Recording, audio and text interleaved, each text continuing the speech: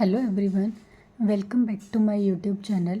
In the previous lecture, we had completed chapter number 5 of this book, that is partial differential equation reducible to equation with constant coefficient, right? Today we will start a new chapter, that is chapter number 6, and the name of the chapter number 6 is classification and canonical form of second order linear partial differential equations. Right now, what is a canonical form और normal form? Right इसे हम लोग canonical form भी बोलते हैं या फिर normal form भी बोलते हैं. ठीक है, इसके अंदर जितनी भी आपको जो पीडी दी जाएगी वो कौन सी ऑर्डर की होगी? सेकंड ऑर्डर की. ठीक है, तो जो हम इसमें क्लासिफिकेशन करेंगे वो किसका करेंगे? सेकंड ऑर्डर पीडी का. ठीक है, वो हाइपरबोलिक भी हो सकती है, एलिप्टिक भी हो सकती है और पैराबोलिक भी हो सकती है. ठीक, इसके अंदर हम लोगों को क्या करना है? अपनी second order partial differential equation को रिड्यूस करना है. किसमें? सिंपल फॉर्म में. और वो हम रिड्यूस किस तरीके से करेंगे? हम लोग चेंज करेंगे उसके इंडिपेंडेंट वेरिएबल में. ठीक है, किसे? कि by a suitable change of the independent variable. इसके इंडिपेंडेंट वेरिएबल को चेंज करने के द्वारा. ठीक है, तो ये जो सिंपलर फॉर्म होती है इसी को हम क्या बोलते हैं? कैनोनिकल फॉर्म बोलते हैं या फिर नॉर्मल फॉर्म बोलते हैं. राइट, अब हम लोग डिस्कस करेंगे सबसे पहले जो मेथड ऑफ सॉल्यूशन है वो जनरल लीनियर हाइपरबोलिक इक्वेशन का. ठीक है, तो देखो इस जो इसका इंट्रोडक्शन है वो यही दे रखा है कि इसके अंदर जो हमारे पास इक्वेशन होगी वो सेकंड ऑर्डर की होगी. ठीक है, जो हाइपरबोलिक, एलिप्स और ये सब होगी. राइट, अब इसके अंदर हम लोग क्या करेंगे? अपने इक्वेशन को चेंज करेंगे, मतलब रिड्यूस करेंगे. और रिड्यूस कैसे करेंगे? उसके जो इंडिपेंडेंट वेरिएबल है उसमें सुटेबल चेंज करेंगे. ठीक है, इसी वाली इक्वेशन को हम लोग क्या बोलते हैं? कैनोनिकल फॉर्म या फिर अपनी नॉर्मल फॉर्म. राइट, अब हम लोग क्या करेंगे? मेथड डिस्कस करेंगे अपने हाइपरबोलिक इक्वेशन का जो जनरल मेथड होता है वो अभी हम इसमें करेंगे. Method of solution of general linear hyperbolic equation. ठीक है, अब फर्स्टली अब हम लोगों को कैसे पता चलेगा कि भाई कौन सी इक्वेशन जो है वो हाइपरबोलिक है, पैराबोलिक है या फिर एलिप्टिक है? ठीक है, तो इसके लिए भी हमारे पास एक इक्वेशन होती है. उस इक्वेशन को हम लोग चेक करते हैं, उसके मतलब डिफ्रेंशिएट करके RST की वैल्यू निकाल के देन हम बताएंगे कि वो क्या होता है. ठीक है, तो अब देखो classification of second order linear PDE. Right, तो देखो जो जर्नल लीनियर PDE होती है सेकेंड ऑर्डर की, जिसके अंदर क्या होते हैं? दो इंडिपेंडेंट वेरिएबल होते हैं, एक x होता है और एक y होता है. ठीक है, वो कौन सी इक्वेशन होती है हमारे पास? वो होती है ये वाली, R capital R small r plus capital S small s plus capital T small t plus में f(x,y,z) pq equals to 0. Right, यहाँ पे जो हमारे पास RST है ये क्या है? ये फंक्शन है x और y के. ठीक है, जो क्या प्रोसेस करेंगे? इसके पार्शियल डेरिवेटिव और कांस्टेंट्स या फिर कांस्टेंट. ठीक है, अब r क्या होता है? ठीक है, अब हमें RST ये भी तो पता चलना चाहिए. ये हमारे पास फंक्शन है f(x,y,z) pq का. ठीक है, तो जो मेनली इक्वेशन की हमें आगे नीड पड़ेगी ना अपना हाइपरबोलिक इक्वेशन या एलिप्टिक या फिर पैराबोलिक को चेक करने के लिए, वो सिर्फ हमें इस आगे वाले पार्ट की नीड पड़ेगी RST की. और ये RST इस वाले पार्ट को हम क्या बोलते हैं इस इक्वेशन में? इसको बोलते हैं हम लोग प्रिंसिपल पार्ट. ठीक है, ये प्रिंसिपल पार्ट है इस इक्वेशन का. राइट, अब देखो, अब हमें ये जानना है कि व्हाट इज़ द R और what is S and T. ठीक है, तो जो R होता है वो होता है हमारे पास करली स्क्वायर Z अपॉन में करली X स्क्वायर. राइट, अब इसको हम लोग ऐसे भी लिख सकते हैं, देखो करली अपॉन में करली X इंटू में करली Z अपॉन में करली X. और वी नो दैट कि करली Z अपॉन में करली X जो होता है that is equals to P. Right, तो we can write it's as a curly upon में curly x and that is equals to p. Right, so we get curly p upon में curly x equals to में r.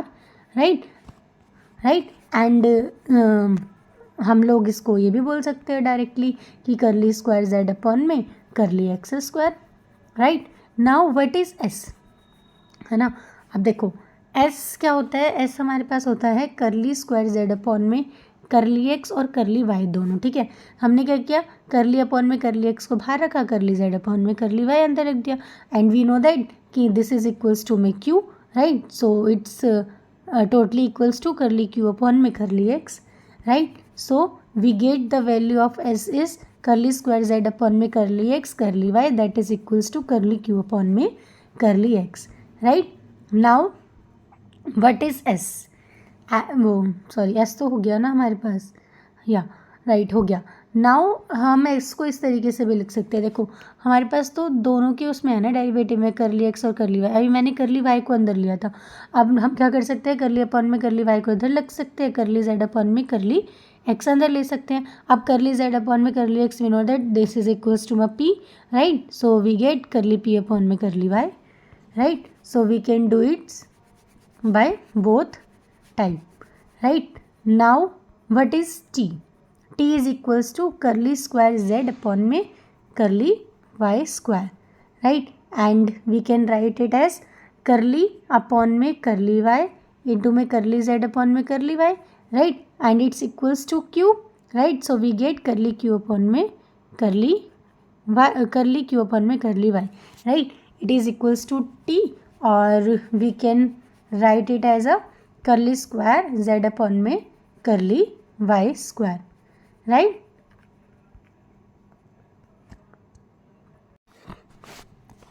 Now classification, ठीक है। अभी देखो मैंने बताया था कि जो ऊपर वाली इक्वेशन थी हमारे पास ये, इसका जो आगे वाला पार्ट होता है वो क्या होता है, प्रिंसिपल पार्ट, राइट। तो इसने भी देखो लिख रखा है, जो क्लासिफिकेशन होती है किस पे डिपेंड करती है, ओनली आगे वाले पार्ट पे, और इसी पार्ट को हम क्या बोल रहे हैं, प्रिंसिपल पार्ट, राइट। नाउ अब जो इक्वेशन 1 है उसे हम कब पैराबोला, हाइपरबोला या फिर कब इलिप्टिक बोलेंगे, ठीक है। इक्वेशन 1 क्या है हमारे पास, ये है, ठीक है। तो देखो जब हमारे पास जो ये हमारे पास आर है, एस है, टी है, जब हम इनकी वैल्यूज़ निकालेंगे अपनी गिवन इक्वेशन में से, तो जब हमारे पास एस स्क्वायर माइनस 4RT की वैल्यू ग्रेटर देन 0 मिल जाती है, तब हम उसे बोलते हैं वो क्या है, हाइपरबोलिक है, राइट। और जब हमारे पास एस स्क्वायर माइनस 4RT की वैल्यू इक्वल्स टू 0 मिलती है, तो हम उसे क्या बोलते हैं, वो क्या है, पैराबोलिक है, राइट। और when we get s square minus 4RT less than 0, then it is known as a elliptic,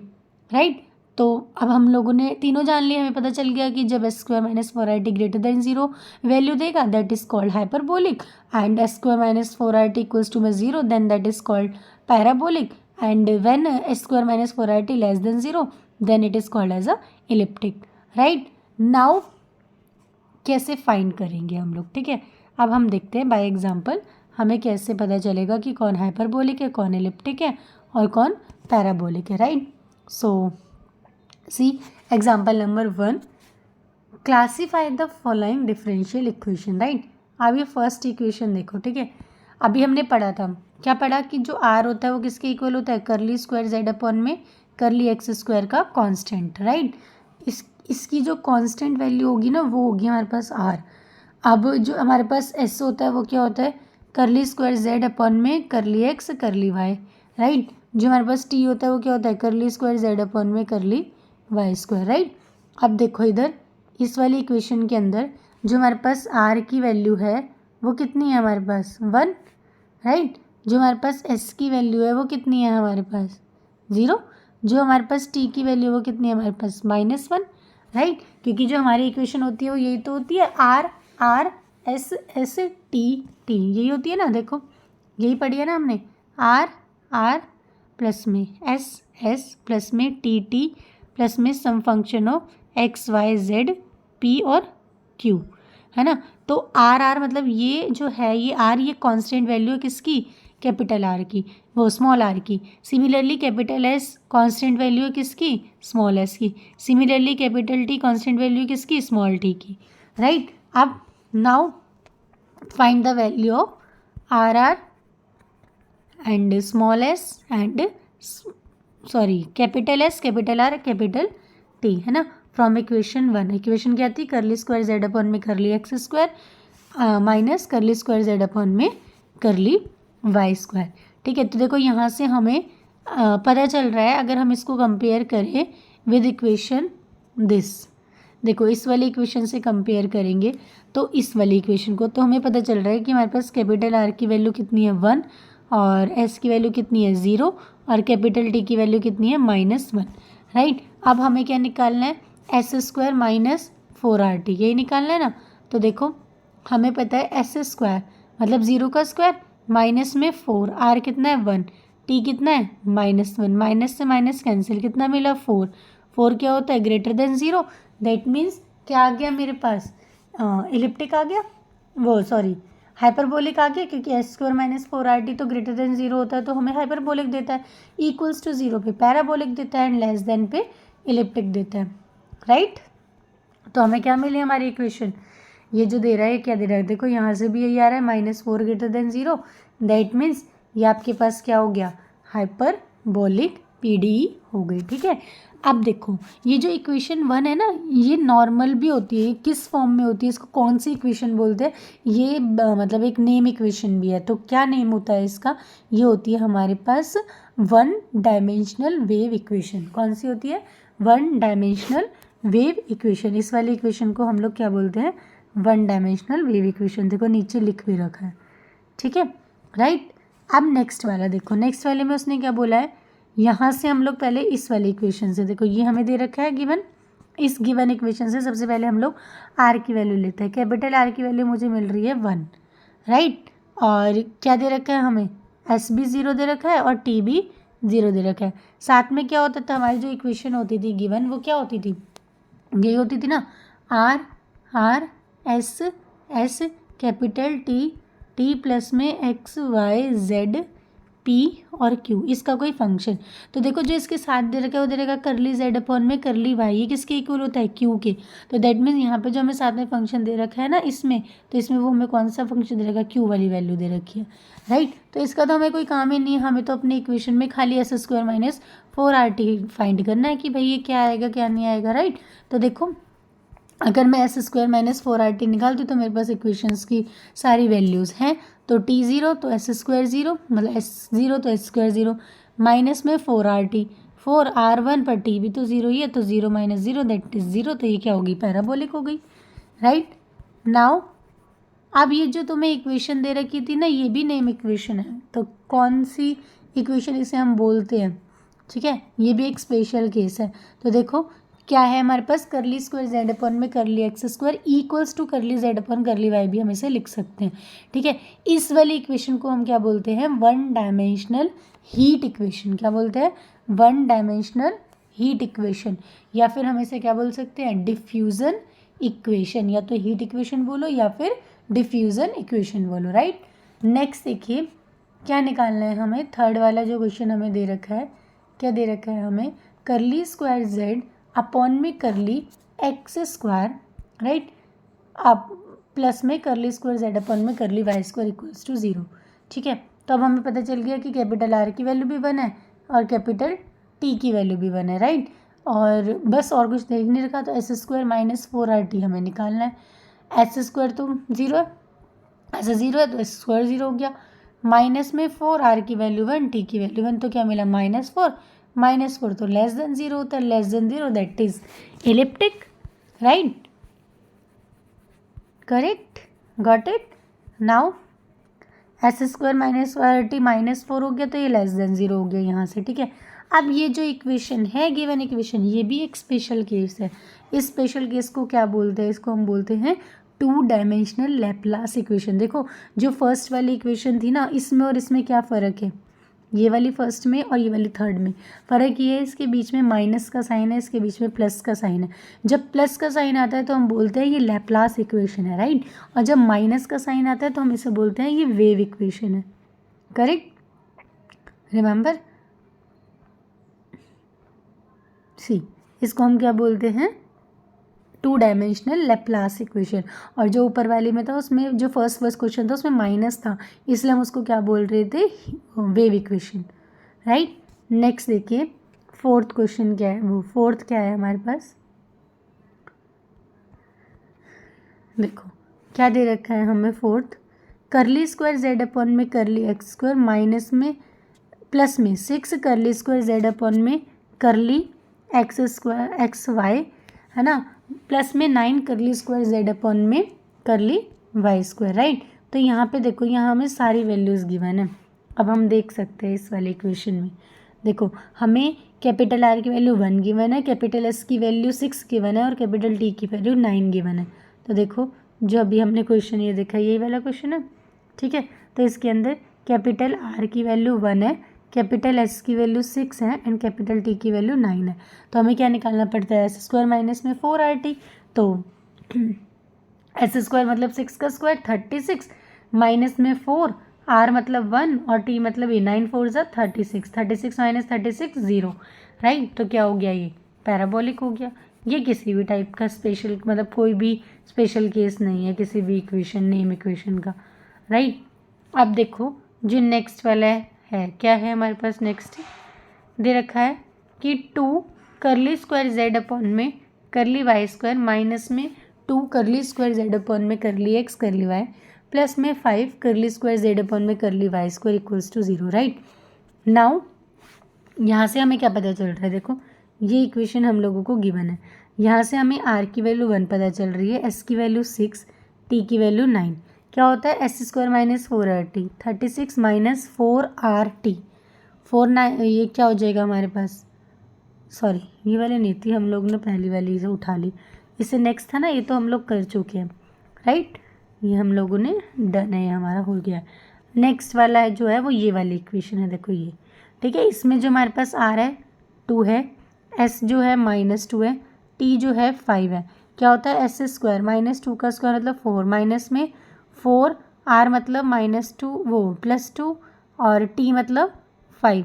तो क्या मिला 4 माइनस 4 2 ज़ा 8, 8 5 ज़ा 40, 4 माइनस 40, राइट।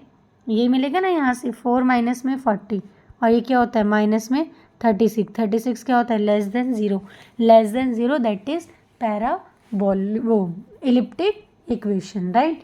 ऊपर वाले में 0 मिला था तो क्या था पैराबोलिक, यहाँ पे -36 मिला, दैट मीन्स क्या हो गया इलिप्टिक हो गया, राइट।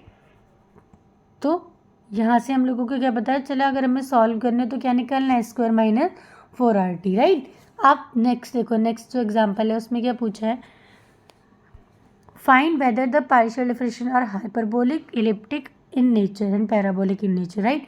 यही निकालना है। तो देखो सिमिलरली फर्स्ट वाले का देखते हैं, हमारे पास क्या गिवन है, हमारे पास r हमें गिवन है x, राइट। और देखो फर्स्ट वाले में जो r है वो हमारे पास x है, s हमारे पास 2 है, t हमारे पास y है और साथ में फंक्शन ऑफ p दे रखा है, राइट। अब देखो इससे निकालते हैं r वो s स्क्वायर मतलब 4 माइनस में 4r t, 4 4 ज़ा 16, तो क्या मिला मुझे 4r t था ना, तो 4r और t की वैल्यू क्या आ रही है y है, ठीक है। तो 16y मुझे मिल गया, 4r t 4y मिल गया। देखो सॉरी गलत हो गया थोड़ा सा, दोबारा से करते। क्या था हमारे पास एस स्क्वायर मतलब कि 4 माइनस में 4r t, तो r क्या है x और t क्या है y, यही ना हमारे पास, यही मिला हमें। अब हम 4 कॉमन लेके 1 माइनस में एक्स वाई भी कर सकते हैं, ठीक है। अब मुझे इस पे केसेस लगाने पड़ेंगे कि अगर मैं मान लो इस एक्स वाई की वैल्यू जो है ये 1 से कम ले लूँ तो 1 से कम 0 हो जाएगी, तो ये पॉजिटिव देगा तो हाइपरबोलिक हो जाएगा, राइट ना। एक्स वाई की वैल्यू अगर मैं लेस देन 0 लेती हूँ, लेस देन 1 लेती हूँ क्योंकि मैक्सिमम वैल्यू यहाँ 1 है, लेस देन 1 लूँगी तो 1 से लेस 0 लेके चलो, तो 1 माइनस 0 और आगे तो 4 है, तो मुझे क्या मिलेगा 4 4 तो हमारे पास ग्रेटर देन 0 है, तो दैट मीन्स ये क्या हो गया मेरे पास हाइपरबोलिक हो गया, राइट। अगर मैं 1 से बड़ी लेती हूँ, एक्स वाई की वैल्यू ग्रेटर देन 1 लेती हूँ तो 2 ले लो, तो यहाँ क्या मिलेगा मुझे -1 मिलेगा और आगे 4 भी है तो दैट मीन्स -4 मिलेगा और -4 तो लेस देन 0 है, तो क्या मिलेगा मुझे इलिप्टिक, राइट। और अगर मैं एक्स वाई की वैल्यू इक्वल्स टू 1 ले लूँ तो 1 - 1 0, तो मतलब 4 का 4 0 हो जाएगा, राइट। तो मुझे क्या मिलेगा पैराबोलिक मिलेगा। ये था ना 4 और एक्स वाई की वैल्यू अगर मैं 1 ले रही हूँ तो ये हो जाएगा 0, ठीक है, when x y equals to में 1, ठीक है। तो यहाँ से मुझे क्या मिल गया पैराबोलिक मिल गया, correct, got it. I hope clear हुआ होगा। सिर्फ एक्स वाई की वैल्यू पे हमने केसेस लेके चले हैं कि when x y less than 1, क्योंकि देखो maximum value 1 minus x y है तो मैक्स तो 1 तक ही जाएगा, है ना। मतलब मैक्स क्या मतलब अगर 1 से मिनिमम लेंगे कंडीशन 1 पे ही चलेगी, 1 से मिनिमम लोगे, 1 से मैक्सिमम लोगे और 1 से ग्रेटर देन लोगे, 1 से लेस देन लोगे और इक्वल्स टू 1 लोगे, क्योंकि जो हमारे पास आगे जो हमारा फंक्शन है वो है ही क्या 1 माइनस एक्स वाई, ठीक है। तो that means x y equals to में 1, ठीक है। अब या तो एक्स वाई की वैल्यू अगर हम लोग 1 लेके चले तो हमारे पास क्या होगी, ठीक है, और साथ में हमारे पास 4 भी है, ठीक। अब इसी एक्स वाई पे हमें कंडीशन देखनी है, तो एक्स वाई की वैल्यू या तो 1 से कम हो सकती है ना, या फिर इक्वल्स टू 1 हो सकती है, या फिर 1 से लेस हो सकती है। सिर्फ यही 3 कंडीशंस इसके ऊपर हमारे पास आ सकती है, राइट। नेक्स्ट देखो, ये हमारे पास दे रखा है कि इसे सॉल्व करो, ठीक है। तो देखो अगर हम क्वेश्चन देखें तो हमारे पास क्वेश्चन ये गिवन है दिस, राइट। तो यहाँ से क्या पता चल रहा है, यहाँ से पता चल रहा है कि जो कैपिटल आ रहा है वो एक्स स्क्वायर वाई माइनस में 1 है, राइट। जो कैपिटल एस है वो minus x y square minus 1 है। जो कैपिटल टी है वो है वाई और स्मॉल वाई माइनस में 1, राइट। और पी और क्यू का सम फंक्शन दे रखा है, राइट। अब मुझे क्या करना है, मुझे निकालना है एक्स स्क्वायर, वो एस स्क्वायर, तो मतलब minus x y square minus 1 का होल स्क्वायर, ठीक है। माइनस में 4RT भी निकालना है, तो माइनस में 4, आर क्या था मेरे पास, देखो आर क्या था, एक्स स्क्वायर वाई माइनस 1 का आर, ठीक है। और साथ में क्या था, टी क्या था, वाई माइनस 1, यही था ना। तो देखो अब यहाँ से तो हटा दी क्योंकि हमने वैल्यूज पुट कर दी, राइट। तो देखो यहाँ पे भी देखो यही दिख रहा है, ठीक है। क्या था, एक्स ये था, वाई ये था, जेड ये था, तो आर मतलब एक्स स्क्वायर मतलब दिस का स्क्वायर, और क्या था माइनस में 4 आर क्या था हमारे पास ये, और ये था टी, ठीक है। अब देखो क्या होगा, ऊपर वाले से देखेंगे तो एक्स माइनस एक्स का स्क्वायर मतलब कि एक्स स्क्वायर, और वाई स्क्वायर माइनस 1 का होल स्क्वायर, राइट। साथ में क्या था हमारे पास, माइनस में 4, ये एक्स स्क्वायर आ गया, ये वाई आ गया, और यहाँ वाई माइनस 1 दो बार है तो वाई माइनस 1 का होल स्क्वायर, ठीक है। यही हुआ। अब यहाँ से क्या पता चल रहा है हम लोगों को, ठीक है, इसको रब कर देते हैं अब हम लोग। यहाँ से देखो क्या पता चल रहा है हमको, वाई माइनस 1 का होल स्क्वायर है तो एक्स स्क्वायर वाई माइनस 1 के क्या हो जाएगा हमारे पास 2 पावर, अगर हम कॉमन ले ले तो अंदर क्या खुलेगा मेरे पास, देखो ये था ना, ठीक है।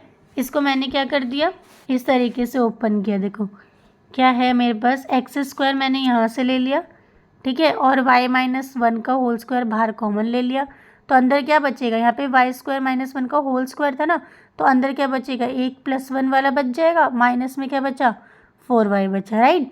अब देखो A square plus B square plus 2ab करके भी हम इसे खोल सकते हैं अंदर वाले को, राइट। तो ये किसका बन जाएगा, ये बन जाएगा वाई माइनस 1 का होल स्क्वायर बन जाएगा, एक वाई माइनस 1 आगे भी है, तो मुझे क्या मिलेगा, एक्स स्क्वायर वाई माइनस 1 की पावर 4, और ये पावर 4 है, इवन पावर है, तो इवन पावर जो होती है हमेशा ग्रेटर देन 0 रहती है, ठीक है। ये भी स्क्वायर है तो ये भी हमेशा इवन है, तो ये भी ग्रेटर देन 0 रहेगा, तो हमें क्या मिलेगा, हाइपरबोलिक मिलेगा, ठीक है। अब अगर आप ये अंदर वाले को सॉल्व करोगे तो देखो अगर किसी को नहीं हो रहा सॉल्व तो इसको हम कैसे सॉल्व करेंगे, ये देखते हैं। देखो ये अंदर वाला होगा कि किसी किसी को नहीं आ रहा होगा कि हुआ कैसे, राइट। तो देखो यहाँ तक तो सबको क्लियर होगा, ठीक है। अब देखो A square plus B square क्या होता है, प्लस 2ab मतलब 2y, और माइनस 4y ऑलरेडी है, तो y + 1 माइनस 2y, राइट, + 1, और ये था माइनस 2y, तो ये y माइनस 1 का होल स्क्वायर बनेगा नहीं बनेगा, क्योंकि देखो अगर हम इसके होल स्क्वायर को खोलेंगे तो ये मिलेगा A square plus B square minus में 2ab, तो यही तो हमें यहाँ से मिल रहा है ना। तो ये और ये चीज़ दोनों क्या आ रही है, इक्वल आ रही है, इसलिए मैंने इसको क्या लिखा है, वाई माइनस 1 का होल स्क्वायर, और एक होल स्क्वायर बाहर भी था, तो ये क्या मिल गया मुझे, 4 मिल गया ना। और 4 इवन पावर है तो ऑलवेज कैसा रहेगा, इवन रहेगा। सिमिलरली जो x की पावर है वो भी स्क्वायर है, वो भी हमेशा क्या रहेगी, इवन रहेगी, राइट। अब नेक्स्ट देखो, नेक्स्ट क्या दे रखा है हम लोगों को, हमें दे रखा है ये वाली इक्वेशन है, इसको सॉल्व करो, ठीक है। तो यहाँ से मेरे पास जो r की वैल्यू मिल रही है वो वाई स्क्वायर मिल रही है, जो t की वैल्यू मिल रही है वो -1 मिल रही है, राइट। आप पुट कर दो एस स्क्वायर, एस की वैल्यू तो 0 है, तो 0 माइनस में 4r स्क्वायर मतलब कि 4RT, तो 4 माइनस 4, r क्या था मेरे पास वाई स्क्वायर, और t क्या था मेरे पास -1, तो ये माइनस कट के प्लस हो गया, तो 4y स्क्वायर, हमेशा y स्क्वायर जो होगा क्या होगा, इवन पावर है तो ग्रेटर देन 0 रहेगा, राइट। और ग्रेटर देन 0 रहेगा तो क्या मिलेगा, हाइपरबोलिक मिलेगा। या फिर एक चीज़ और हो सकती है, वो क्या हो सकती है कि अगर आप 4 वाई स्क्वायर को इक्वल्स टू 0 ले लो, तो यहाँ से क्या हो जाएगा, वाई स्क्वायर 0 मिल जाएगा। वाई स्क्वायर 0 मिलेगा तो क्या मिलेगा मुझे, पैराबोलिक मिलेगा। अब 4y स्क्वायर कभी भी नेगेटिव नहीं हो सकता, क्योंकि अगर वाई स्क्वायर लेस देन मतलब 0 हुआ तो मुझे क्या मिलेगा, इमेजिनरी मिल जाएगा, राइट। और जो मतलब इक्वेशन होगी वो कभी भी इलिप्टिक नहीं होगी, पैराबोलिक भी हो जाएगी और हाइपरबोलिक भी हो जाएगी, राइट। नेक्स्ट देखो क्या गिवन है, ये गिवन है, इसमें जो हमारे पास एस दे रखा है वो 0 दे रखा है, आर हमारे पास 1 दे रखा है, टी हमारे पास एक्स स्क्वायर दे रखा है, राइट। क्या निकालेंगे, एक्स स्क्वायर माइनस 4RT, तो 0 माइनस में 4, आर क्या है मेरे पास 1, टी क्या है मेरे पास एक्स स्क्वायर, तो -4x², राइट। और अब एक्स स्क्वायर की वैल्यू आप कुछ भी पुट कर लो, चाहे ग्रेटर देन 1 ही पुट कर लो, 2 3 4 कितनी भी कुछ कर लो, पॉजिटिव कर लो नेगेटिव कर लो, तो ये तो हमेशा पॉजिटिव रहेगी अंदर वाली स्क्वायर वाली, बट बाहर तो माइनस है ना, और माइनस तो हमेशा लेस देन 0 रहता है, राइट। तो लेस देन 0 मतलब ये क्या देगा, ओनली इलिप्टिक देगा, तो यहाँ से क्या मिलेगी मुझे, given equation only elliptic, right. तो आई होप जो आज हमने पढ़ा, आज हमने सिर्फ यही पढ़ा है कि कैसे हम लोग फाइंड आउट करेंगे कि नेचर क्या है हमारे गिवन पीडी का, वो हाइपरबोलिक है या वो पैराबोलिक है या फिर इलिप्टिक है, राइट। और हमेशा सेकेंड ऑर्डर पीडी होगी, उसे रिड्यूस करना होता है। कैनोनिकल फॉर्म के लिए क्या करते हैं हम लोग, अपनी पीडी को रिड्यूस करते हैं सिंपल फॉर्म में। सिंपल फॉर्म में मतलब जो हमारे पास इंडिपेंडेंट वेरिएबल है उसको उसमें कुछ सुटेबल चेंज के द्वारा हम उसे सिंपलर फॉर्म में चेंज करते हैं, और जो सिंपलर फॉर्म होती है इसी को हम क्या बोलते हैं, कैनोनिकल फॉर्म, राइट। तो क्या पढ़े थे, 3 केसेस पढ़े हैं। एक तो हम लोग एक बार समरी रिमाइंड कर लेते हैं कि हमने क्या क्या पढ़ा है, ठीक है। हाइपरबोलिक, पैराबोलिक और इलिप्टिक। हाइपरबोलिक जब हमारे पास square minus 4RT greater than 0 हो, पैराबोलिक जब इक्वल्स टू 0 और इलिप्टिक जब लेस देन 0, राइट। फिर हमने जो क्वेश्चंस किए थे उसमें एक वेव इक्वेशन के बारे में पढ़ा, एक लैप्लास के बारे में पढ़ा और एक डिफ्यूजन हीट इक्वेशन के बारे में। वेव इक्वेशन जिसमें करली स्क्वायर जेड अपन में curly X square minus curly square Z upon curly Y square equals to 0 होता है। लैप्लास में बीच में पॉजिटिव साइन आ जाता है। और जो हीट इक्वेशन होती है या फिर डिफ्यूजन इक्वेशन होती है वो क्या होती है, करली स्क्वायर जेड अपन में curly X square minus curly Z upon में curly Y equals to 0, right. तो आई होप आज का सेशन आपको समझ आया होगा जो भी हमने आज वाले लेक्चर में किया। सो अगर आपको लेक्चर अच्छा लगे तो प्लीज़ लेक्चर को लाइक, शेयर एंड चैनल को सब्सक्राइब ज़रूर करें। Thank you, have a nice day.